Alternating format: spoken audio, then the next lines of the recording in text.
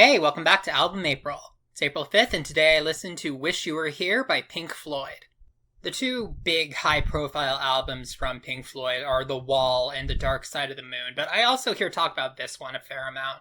Also, in terms of album cover art, this is one of the most iconic ever made. And that's not an edit. A guy actually got set on fire for this picture. And I imagine that they did multiple takes, too. I don't actually, seek out how long the albums are or how many songs are on each album when I'm compiling them together. I just look for albums that are called good, and I don't really take that into consideration because it could not really matter. I said that Person Pitch had an alarming ratio between number of songs and length of the album.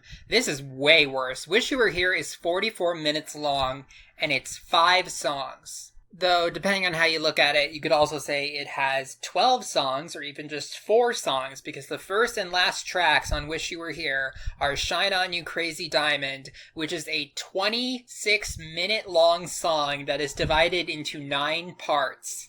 When I found this out, I was kind of dreading listening to this album, but it was not nearly as boring as Person Pitch. In fact, I would say it wasn't really boring at all. One thing I've learned over listening to 3 different albums by them is that Pink Floyd knows how to make albums. Even if I don't love it, it's still engaging. It's still solid from beginning to end when it comes to content.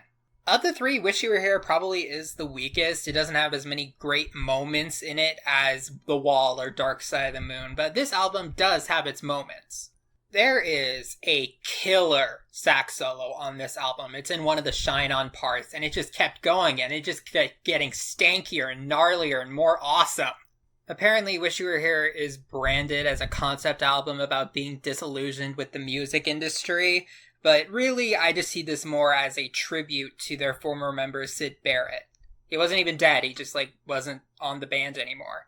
Shine On You Crazy Diamond is a tribute to him, and that's a majority of the album's length, and Wish You Were Here also definitely has connections to that. When learning about these bands, I'm so used to everybody just hating each other, so it was kind of refreshing to hear such a loving tribute to a former member. The structure of Wish You Were Here is very different than The Wall or The Dark Side of the Moon. Both of those albums were very, interconnected, very whole feeling.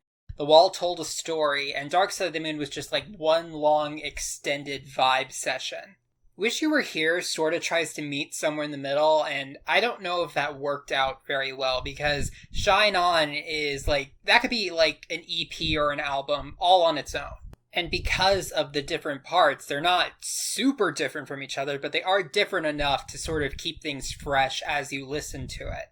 But the whole 26-minute track is cut in half, and in the middle are these 3 songs that are good on their own, but they're definitely not Shine On.